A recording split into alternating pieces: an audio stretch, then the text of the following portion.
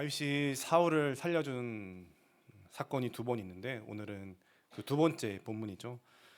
첫 번째는 엔게디 광야에서 다윗이 사울을 살려주었었는데 그때 사울은 다윗이 믿음으로 선택했던 그 행동에 사울은 감동하고 자신의 모습을 뒤돌아보면서 뉘우친 모습을 보여주었었습니다. 또 다윗에게 사울은 그때 이렇게 말했었죠. 이전 사건 때 나는 내가 반드시 왕이 될 것을 알고 있고 이스라엘 나라가 내 손에 견고히 설 것을 안다라고 그렇게 사울이 다윗에게 말했었습니다. 그리고 집으로 돌아갔던 사울인데 오늘 본문에서 또다시 사울은요 이 다윗을 쫓아 이 십광야라는 곳에 와 있었다라는 것입니다. 왜 또 왔을까요? 사울이 왜 다윗을 또 쫓아왔을까요? 1절을 다시 한번 제가 읽겠습니다. 10사람이 기브아에 와서 사울에게 말하여 이르되 다윗이 광야 앞 하길라 산에 숨지 아니하였나이까 하매 이 10사람들이요 다윗에게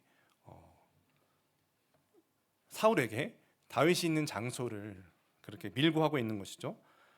많은 사람들이 이제 다윗을 따르고 다윗이 왕이 될 것을 기대하고 있었지만 아직 이렇게 사울 편에 줄을 서는 자들이 있었는데요. 이 10사람들이 사울 편에 줄을 서고 있는 것은 현재 사울이 왕으로서 어떠한 일을 해줄 것을 기대해서라기보다는 10사람들이 자신들이 가지고 있던 시기심 때문이었습니다. 어떤 시기심인가 하면 25장에 나온 사건인데요. 이 다윗이 갈렙 가문에서 가장 부유한 자와 혼인했던 것이죠. 그 대상은 사실은 이 10사람들 자신들이 결혼할 것이라고 여겼던 그런 대상이었는데 다윗이 그 사람과 결혼하게 된 것입니다. 그래서 그 시기심 때문에 사울에게 다윗이 있는 곳을 지금 정보를 그렇게 밀고 해주고 있는 것입니다. 이렇게 말하죠. 십광야 앞 하길라 산에 숨어있지 아니하였나이까 하매 자신들이 가지고 있는 시기심의 마음으로 사울의 시기심을 지금 작동시켜서 사울이 움직이게 하고 있는 것입니다. 아담과 하와를 꿰내어더는 이 사단이 하는 그 간교한 말과 비슷하죠. 네가 왜 여기서 이러고 있니? 내가 지금 왕이잖아. 그런데 왕으로서 칭송받는 다윗을 그대로 두면 안 되지. 좋은 기회가 있는데 빨리 움직여야 하지 않겠습니까? 그런 뉘앙스로 말하고 있는 것이죠. 좋은 상황과 이 좋은 기회, 다윗이 저기 있다라고 지금 말하고 있는 것입니다. 그런데 여러분 여기서 이것이 진짜 좋은 상황과 기회였을까요? 다윗은 처단해야 하는 사람이 아닌 의로운 사람이었죠. 그런 다윗을 자기의 시기심과 권력 욕망으로 죽일 그런 기회가 생긴 것뿐이었습니다. 여러분 우리는 살면서 나의 만족과 나의 유익과 나의 원통함을 푸는 좋은 기회와 상황을 만나게 됩니다. 그때 그 상황과 흐름대로 흘러온 대로 행하는 것이 바로 올바른 선택일까? 그렇게 흐름대로만 하는 것은 하나님의 주권 앞에서 하나님을 따르는 삶이라고 할 수 없겠죠. 흐름과 상황만 볼 것이 아니라 우리는 분별을 할 수 있어야 할 것입니다.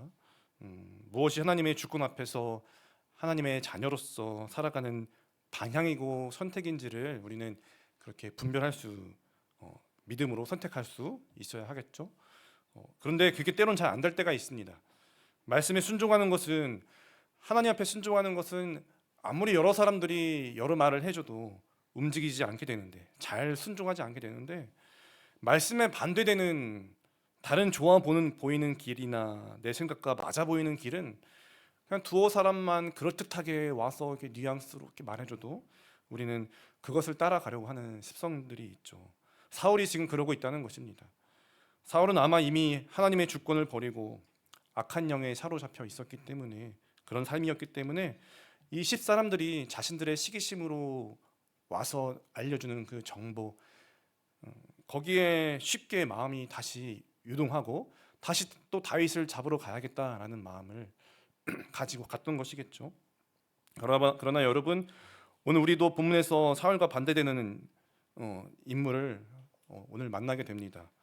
어찌 보면 사울보다 더 좋은 기회 앞에서 이 상황과 흐름만 따라가면 선택하고 행동하면은 어쩌면 좋은 기회가 생길 수 있는 것이었는데 그렇게 행동하지 아니하고 성숙한 분별력을 가지고 하나님의 주권 앞에서 하나님을 신뢰하면서 의지하면서 살아가는 것이 무엇인지를 보여주고 있는 다윗을 우리는 본문에서 오늘 만날 수가 있죠. 오늘 우리가 본받아야 할 모습입니다. 성도의 삶은요, 하나님의 주권 앞에서 그것을 주권을 인정하고 신뢰하며 따라가는 삶인데, 그것이 하나님을 예배하는 것이고, 그것이 하나님이 우리를 지으신 이유이고, 우리를 부르시고 또 오늘 우리를 보내신 목적이죠. 어떠한 상황과 환경이 찾아오더라도 주를 바라보고 주를 신뢰하며 주님의 길을 걸으면 그것이 주님의 나라가 되는 것입니다. 그러나 그렇게 되는 것을 방해하는 요소들이 우리 삶에는 얼마든지 많이 있습니다. 우리가 그렇게 되는 것을 방해하는 시험 요소들이 우리 삶에 얼마든지 많이 있습니다. 우리가 깨어있지 아니하면 일반적인 그런 시각으로는 우리가 알아차리기가 쉽지 않습니다. 왜냐하면 정말 좋아 보이는 상황과 환경을 우리에게 열어줄 수 있을 것처럼 보이는 것들이 하나님의 길과 반대되는 경우가 오늘 우리에게 종종 찾아오기 때문입니다. 좋은 상황과 환경을 만들어주는 것이 여러분 푸른 초장이 아니죠. 목자 되신 하나님이 계신 곳이 푸른 초장입니다. 좋은 상황과 환경을 만들어주는 것이 하나님 나라가 이루어져가는 길이 아닐 수도 있다는 것이죠. 그래서 우리는 분별력이 필요하다는 것입니다. 성숙한 분별력이 있는 삶, 하나님의 주권을 신뢰하며 살아가는 삶은요, 성숙한 신자로서 성숙한 분별력이 우리에게 있어야 하는 것인데요, 어떠한 성숙한 분별력이 우리에게 필요할까? 다윗에게는 어떠한 성숙한 분별력이 있었을까? 어떠한 성숙한 분별력을 다윗에게서 우리가 확인할 수 있는가 하면 하나님의 때를 알고 기다리는 분별력이 있었다는 것입니다. 오늘 우리에게 필요한 성숙한 분별력 중 하나는 바로 이것입니다. 하나님의 때를 알고 기다리는 분별력입니다. 하나님의 때를 기다리는 것은 다른 말로 하면요, 온유함인데요, 이 다윗에게는요 온유함이 있었던 것이죠. 온유하다라는 것은 우리가 흔히 좋은 성격, 이 착해 보이는 성격으로 생각하는 경향이 있지만 성경에서 여러분 온유하다라는 것은요 하나님의 때를 기다릴 줄 아는 것입니다. 모세를 가장 온유한 사람이라고 우리가 성경에서 그렇게 표현하는 것을 알고 있죠. 그런데 여러분 모세도 어떻게 했었습니까? 혈기왕성한 자신의 혈기로 사람을 죽이는 일도 성격대로 그렇게 행하는 일도 했었죠. 여러분 그렇지만 모세를 가장 온유한 사람으로 성경이 표현하는 것은 왜 그렇습니까? 모세는 하나님의 때를 기다릴 줄 아는 사람이었던 것입니다. 그런 성숙한 분별력이 오늘 다윗에게도 있었던 것입니다. 사실 지금 본문의 상황은 어찌 보면 다윗이 사울의 목숨을 가져갈 수 있는 얼마나 괜찮은 상황입니까? 다윗과 아비새가 이 사울의 진영에 잠입해 들어갔는데 사울의 진영의 상황이 어떠했었죠? 모두가 자고 있었죠. 그들이 자는 것은 또 12절 말씀에 보면요, 하나님께서 잠들게 하셨다라고 설명합니다. 그러나 지금의 상황이 사울의 목숨을 가져갈 때라거나 자신이 왕이 될 하나님의 때가 아닌 것을 다윗은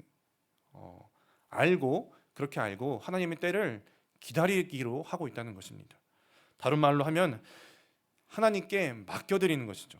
하나님의 때를 신뢰하고 하나님을 전적으로 의지하는 것입니다.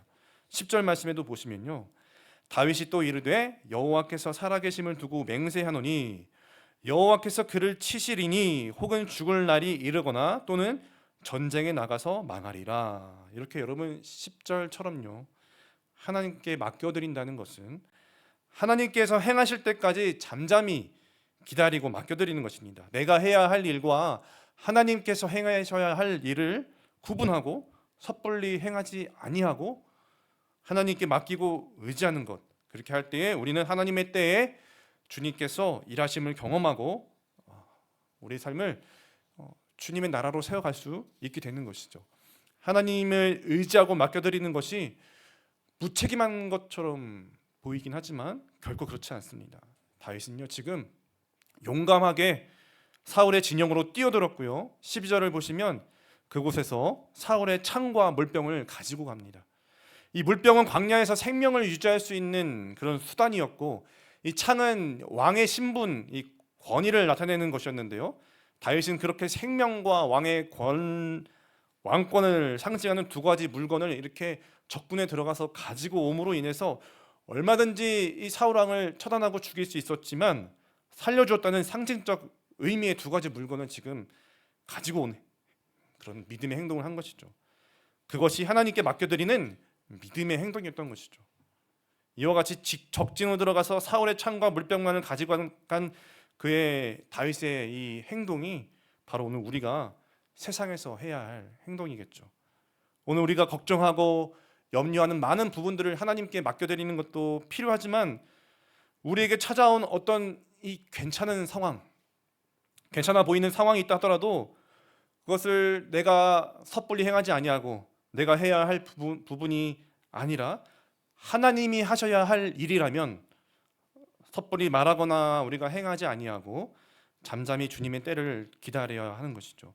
특별히 이렇게 다윗과 사울의 관계 같은 관계 속에서 고난당하고 시험당하는 관계가 있을 때 우리가 계속 피하거나 회피만 할 것이 아니라 때로는 깊은 교제로 들어가서 내가 하나님의 사람으로서 하나님을 믿는 사람으로서 하나님을 믿기 때문에 당신을 존중하고 있다는 사실을 우리는 알리는 것이죠. 똑같이 대하는 것이 아니라 믿음으로 선으로 갚는 것입니다. 그러면 하나님의 때에 하나님이 일하심을 볼 수 있다는 사실을 오늘 본문이 우리에게 말씀해주고 격려해주고 있습니다. 사랑하는 여러분, 바라옵기는 오늘 우리가 하나님께 맡기고 그때를 기다리면서 승리하는 믿음의 사람들 되기를 주님의 이름으로 축원합니다. 두 번째로 오늘 우리에게 필요한 성숙한 분별력 중 하나는요, 바로 하나님이 원하시는 것이 무엇인지를 아는 것입니다. 우리에게 필요한 분별력은요, 하나님이 원하시는 것이 무엇인지를 우리가 바로 알아야 하는데, 여러분 다윗이요 사울의 목숨은 가져갈 수 있는 절호의 기회였죠. 그때 다윗과 함께 있던 아비새가요 하나님께서 다윗에게 원수 갚을 기회를 주신 것이라라고 이렇게 말하고 있습니다. 그리고서는 아비새 자신이 사울을 창으로 단번에 찌를 기회를 달라고 다윗에게 요청하고 있습니다. 다윗과 함께 적군까지 용감하게 들어온 사람이 하나님께서 주신 기회라고까지 말하면서 자신의 손으로 직접 사울을 처단하게 해달라고 요청하고 있으니까요. 다윗에게는 정말 솔깃하고 괜찮은 제안이지 않았겠습니까? 그러나 다윗은요 하나님이 원하시는 것이 진정 무엇인지를 분별할 줄 아는 사람이었다는 것입니다. 그래서 9절에서는 이렇게 말하고 있어요. 다윗이 아비새에게 이르되 죽이지 말라. 누구든지 손을 들어 여호와의 기름 부음 받은 자를 치면 죄가 없겠느냐 하고, 여호와의 기름 부음 받은 자를 치면 죄가 없겠느냐 하고 11절도 한번 보실까요? 11절을 한번 같이 읽어보겠습니다. 시작. 손을 들어 여호와의 기름 부음 받은 자를 치는 것을 여호와께서 금하시나니 너는 그의 머리 곁에 있는 창과 물병만 가지고 가자 하고. 하나님께 기름 부음 받는 자를 함부로 대하지 않는 것이죠. 기름 부음 받는 자를 치는 것을 하나님께서 금한다는 사실을요 알고 있는 것입니다. 머리로만 아는 것이 아니라 그것을 진짜 하지 않고 있다는 것이죠. 다윗은 하나님이 원하시는 것을 진짜 알았기 때문입니다. 하나님이 원하시는 것을 진짜 아는 것은 여러분 무엇일까요? 하나님이 원하시는 것을 여러분들은 알고 계시나요? 나에게 하나님이 원하시는 것은 무엇입니까? 진짜 아는 것은 우리가 그렇게 행하는 것인데, 그렇게 행하려면 하나님 때문에 우리도 그것을 원해야 하는 것이죠. 하나님의 마음을 아는 것만이 아니라 우리도 하나님의 마음과 같이 그것을 원하는 것, 하나님의 마음과 똑같이 우리의 동일한 마음을 가지고 있는 것, 그래서 그렇게 행하는 것이 우리가 하나님의 마음을 아는 것이죠. 다윗은 그것을 알고 그렇게 행하고 있다는 것입니다. 23절도 한번 제가 읽어보겠습니다.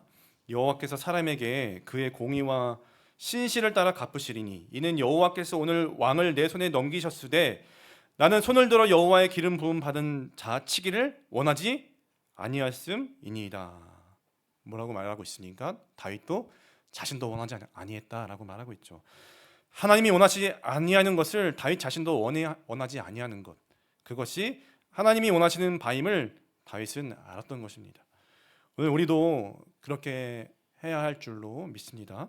하나님이 원하시는 것이 내가 원하는 것이 될 때에 우리는 어떠한 상황 속에서도 정말 괜찮아 보이는 잘못된 선택 앞에서도 진짜 하나님이 원하시는 것을 알고 분별하고 믿음의 길을 선택할 수 있게 되는 것이죠. 특별히 오늘 이렇게 다윗과 사울의 관계에서 기름 부음 받은 사울 왕을 다윗의 손으로 처단하지 아니한, 죽이지 아니한 다윗의 행동을 오늘 우리에게 적용해 본다면 어떻게 적용할 수 있을까요?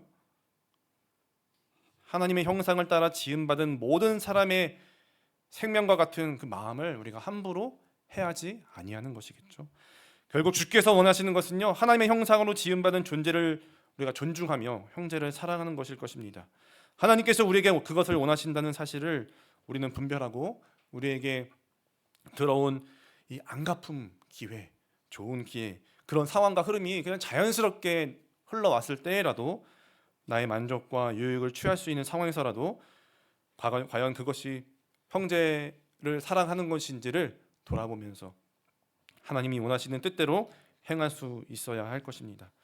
여러분, 그러나 우리는 그것을 알고 있어도 그것이 어렵습니다. 성숙한 모양대로 잘 못할 때가 많이 있습니다. 성숙하게 분별은 되는 것 같은데, 하나님이 이것을 원하실 것은 같은데, 머리로는 지식으로는 알 것 같은데 막상 행함으로는 잘 안 될 때가 있지 않습니까? 우리가 성숙한 분별을 통해서 하나님의 때를 기다리며 하나님께 맡겨드리고 또 하나님이 열어주신 기회에서 내가 하고 싶은 대로 말하고 행동하는 것이 아니라 하나님이 원하시는 방법과 뜻대로 행하려면 어떻게 해야 할까요? 하나님이 원하시는 것을 행하려면 우리는 이 다윗과 같이 하나님의 공의와 신실함에 맡겨드려야 한다는 것입니다. 하나님이 원하시는 것을 행하려면 공의와 신실함에 맡겨드리는 것, 그 공의와 신실함을 믿고 맡겨드려야 할 것입니다. 본문에서 다윗이 그렇게 하고 있는데 아까도 읽었지만 23절을 우리 한번 다 같이 읽어보실까요? 23절 읽겠습니다. 시작.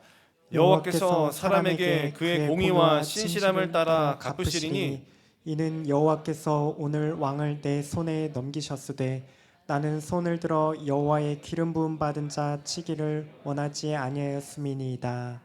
하나님은 당신의 자녀들에게 이 공의와 신실함을 따라 갚아주시는 하나님이시죠. 공의와 신실함으로 우리에게 갚아주시는 하나님이심을 우리는 그렇게 믿고 나아갈 때에 하나님의 일을 경험할 수 있게 될 수 있을 줄로 믿습니다. 하나님의 공의와 신실한 사랑이 어디에서 실현되었습니까? 십자가에서 실현되었습니다. 하나님께서 우리를 먼저 죽기까지 사랑해 주셨습니다. 그가 공의와 사랑으로 행한 십자가의 사랑이 우리 가운데 지금도 여전히 내일도 영원토록 흐르고 있는 것을, 흘러갈 것임을 믿는 것이죠. 그때 우리는 하나님이 원하시는 사랑을, 형제 사랑을 그 상황 가운데 분별력 있는 올바른 믿음의 선택을 할 수 있게 되는 것입니다. 아무리 성숙한 분별력이 있다 하더라도 결코 나의 의지로는, 나의 의지만으로는 진짜 하나님이 원하시는 것을 할 수는 없습니다. 나의 의지로만 할 수 있는 것은 한계가 있습니다. 하나님이 뜻하시는 것을 이룰 수 없습니다.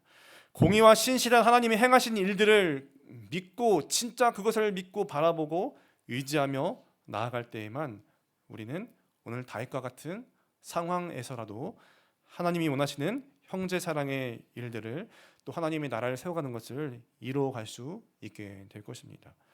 두 번째로 하나님이 원하시는 것을 행하려면요, 우리는 결국 믿음 안에서 순종해야 할 것입니다. 성숙한 분별력과 함께 우리가 하나님이 원하시는 것을 행하려면 십자가 사랑은 알고 그것을 믿고 의지하며 나아가야 하는데, 그것은 결국 여러분 믿음의 순종이 필요합니다. 진짜 하나님이 원하시는 것을 내가 원하고 그것을 행하려면 우리는 작은 예수로서 자기 십자가를 져야 하는 것이죠. 다윗은 자신을 죽기까지 각오하고 적군을 갔을 뿐만 아니라, 적군에 들어갔을 뿐만 아니라 나중에 사울과 대화를 통해서 무엇이라고 하고 있는지 보시면 26장 19절인데요. 제가 한번 읽어보겠습니다. 원하건대 내 주 왕은 이제 종의 말을 들으소서. 만일 왕을 충동시켜 나를 해하려 하는 이가 여호와이시면 여호와께서는 재물을 받으시기를 원하나이다마는 만일 사람들이면 그들이 여호와 앞에 저주를 받으리니. 여러분, 뭐라고 하고 있는 것이죠? 만약 자신을 죽게 하려는 것이 사람들의 말이 아니라 하나님의 뜻이라면 하나님은 재물을 받으시는 분이시기 때문에 자신이 기꺼이 재물이 되겠다는 것입니다. 그런 믿음의 순종의 자세로 사울을 대하며 나아가고 있던 다윗이었던 것이죠. 다윗이 그렇게 함으로써 하나님이 뜻하시고 원하시는 바대로 하나님의 나라가 세워져 가고 있음을 본문이 오늘 우리에게 말씀해 주고 있는 것입니다.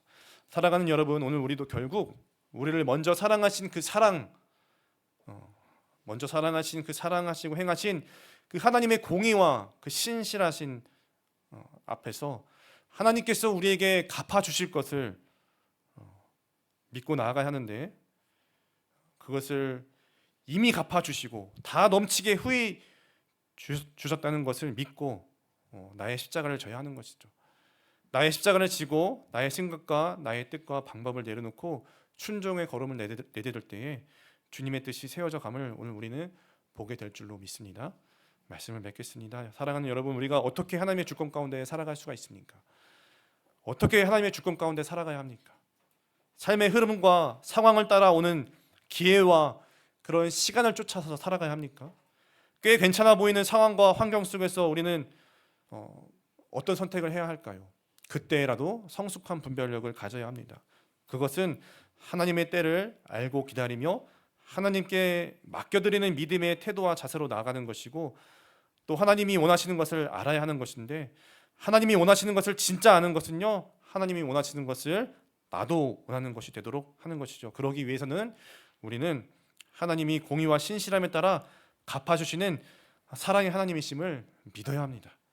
십자가에서 행하신 은혜를 기억해야 합니다. 그리고 결국 그것을 믿음으로 순종해야 합니다. 나의 십자가를 지고 내 생각과 방법을 다 내려놓고 하나님을 전적으로 의지하고 신뢰하며 나아가야 하는 것입니다.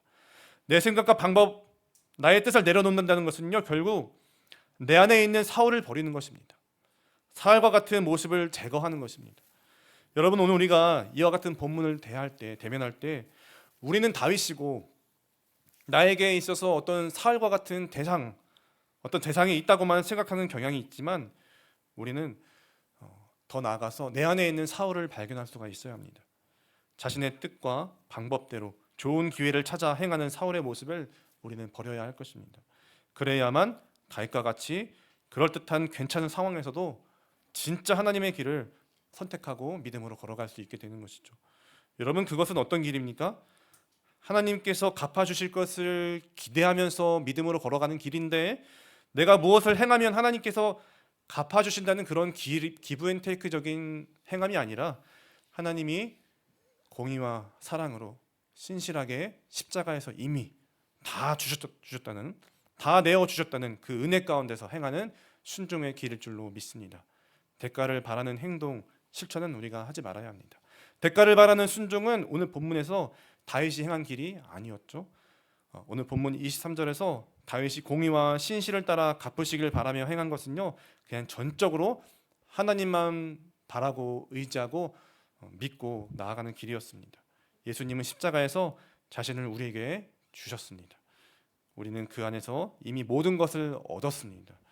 그래서 오늘도 다시 그것을 기억하고 그 믿음을 가질 때 우리는 주께서 진짜 원하시는 길을 어떠한 상황에서도 좋아 보이는 그럴듯한 길에서도 참된 분별력을 가지고 그것을 선택하면서 살아갈 수가 있을 줄로 믿습니다.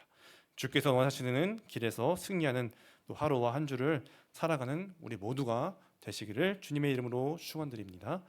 네, 우리 믿음의 한 줄 고백하고 우리 기도하겠습니다. 네, 함께 고백합니다. 성숙한 분별력을 가지고 하나님의 주권 가운데 하나님이 원하시는 뜻 가운데 서게 하시고 공의와 신실을 따라 갚으시는 주님의 사랑 안에서 믿음으로 승리하는 삶을 살게 하옵소서.